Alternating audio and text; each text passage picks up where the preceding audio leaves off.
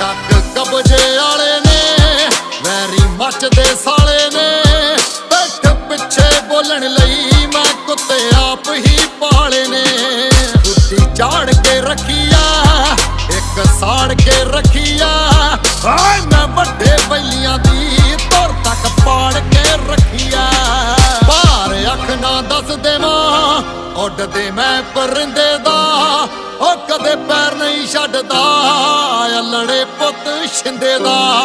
ਸੁਪਨਾ ਰੁਲ ਗਿਆ ਕਈਆਂ ਦਾ ਬਾਕੀ ਨੂੰ ਵੇਖਣਾ ਹਾਰਾਂ ਚ।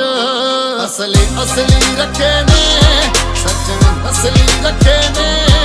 ਆ ਦੋ